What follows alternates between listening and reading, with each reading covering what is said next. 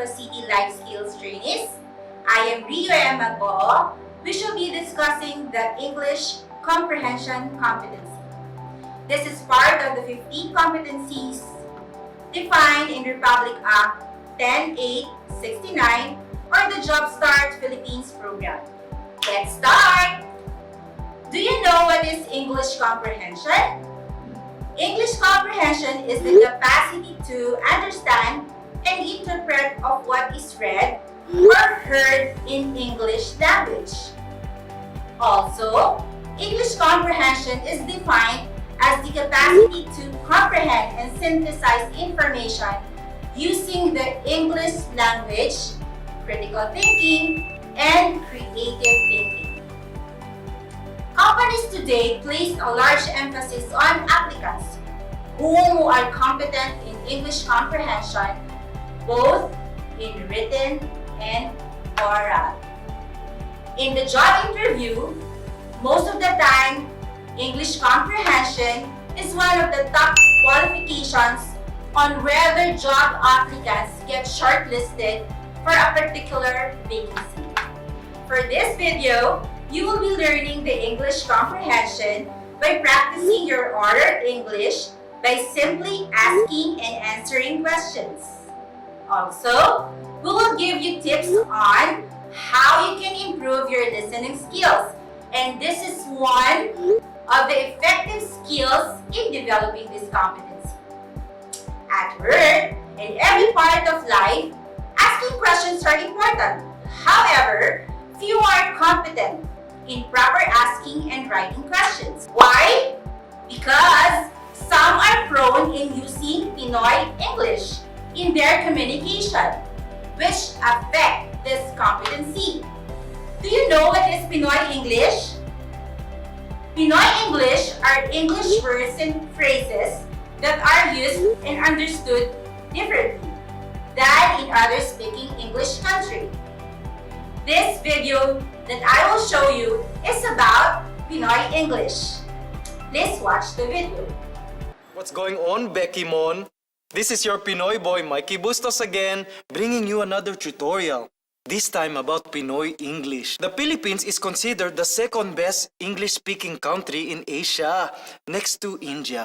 That is why there are a lot of successful Pinoys in North America and other English-speaking countries. We can even adapt other accents.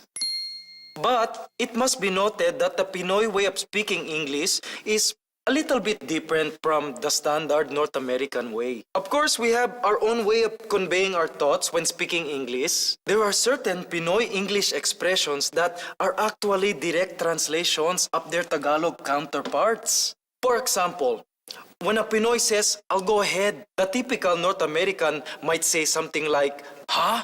You'll go ahead where?" Actually, "I'll go ahead" is the Pinoy way of saying, "Excuse me, I have to go." It comes from the Tagalog expression, "Mauna na ako, mauna na ako, I'll go ahead." Then there's the expression, "for a while." You answer the phone, "Hello," and the person who is calling you is looking for your mother. So you say, "For a while." Huh? For a while what? Every North American will not understand this. For a while is simply a translation of the Filipino expression, "Sandali, sandali." For a while, sandali. For a while. Here's another one. When you're going to your friend's house to pick up something, you say, "Okay, I'll pass by your house tonight." If the person you're talking to is a Westerner, he'll most likely say, "You'll pass by? Aren't you gonna stop?" That's just the Pinoy way of saying, "I'll drop by." It's the translation of the Tagalog, "Dadaan ako." Dadaan ako, I'll pass by. Dadaan ako, I'll pass by. There are many more examples of Pinoy English. We say things like, "Open and close the light." Close, open, close, open. Your shirt is stuck out. And in extreme cases, "Wow, so blurred." That's just the way Pinoy speak English. "I wanted to pass by to pet you, but EDSA was so much traffic, so I texted you for a while lang." Say what? If you don't understand, it means you're not Pinoy. The important thing is that we Pinoys understand each other. That's why when Pinoys get together, we talk in our own way and share stories. This is what we call kwentuhan. Should Pinoy English be used or avoid in the workplace? In the workplace, especially when you are dealing with your clients and top management, Pinoy English is not acceptable to use. But in casual conversation, depending on the situation, Pinoy English can be acceptable to use. Example, ma'am, sir. Ma'am, sir is an amalgam of word ma'am and sir, and used in the service industry as default way of greeting the customer. Now, to further improve your English comprehension competency, let's learn the skill by focusing on your oral communication by knowing how to ask and write WH questions. Do you know what is WH questions? WH questions are used to accomplish a task or a job in a correct manner.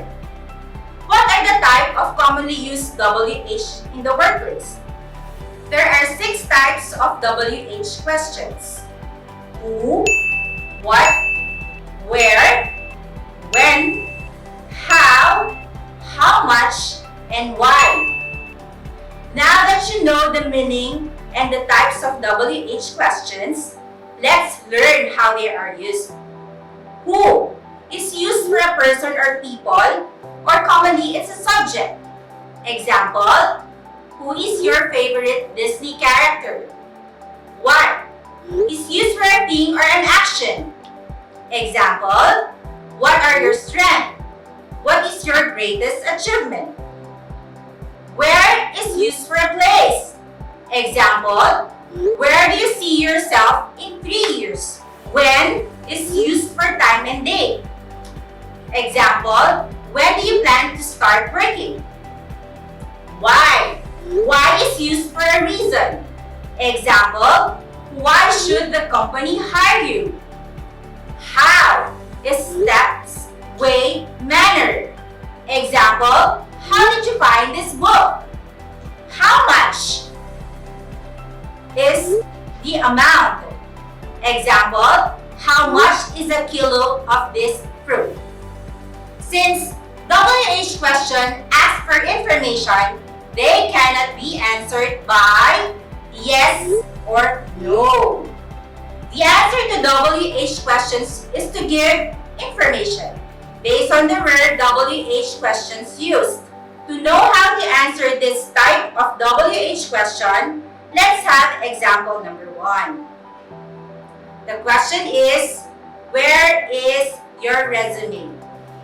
Where is place? You're looking for a place. Example, the answer is on the table. Here are the steps. Step 1. What is the question? Where is your resume? Step 2. Begin your statement with words, my resume. Step 3. Use the same verb or verb is. Resume is singular. The plural form is resumes.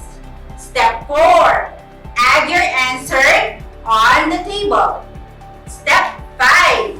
The statement to say is, my resume is on the table. Let's have another example. Who is your character reference? Step 1. The question is, who is your character reference? Step 2.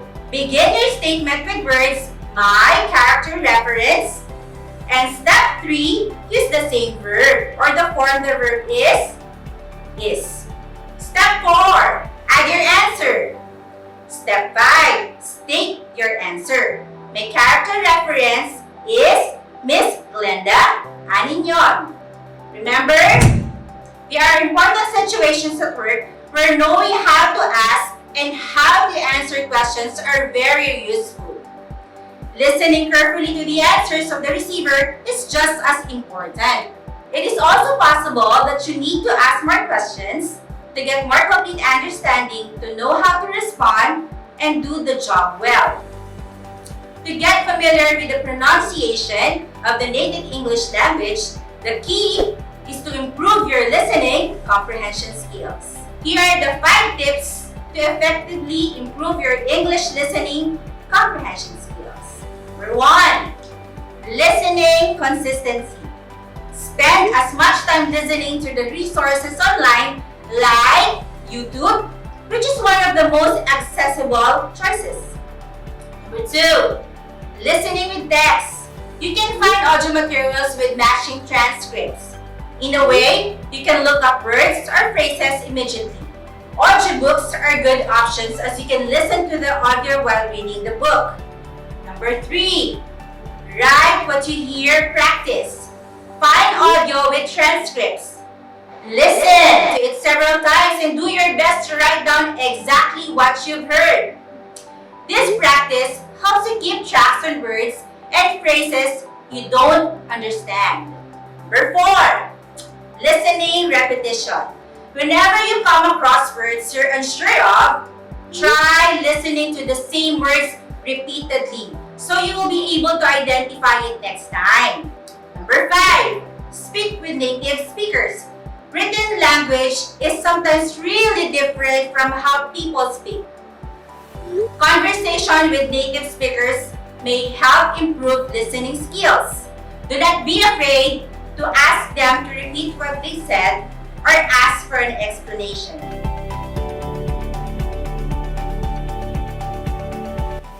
Learning how to ask and answer questions in English using who, what, when, where, why, and how may empower you to convey thoughts clearly during important work and life situations.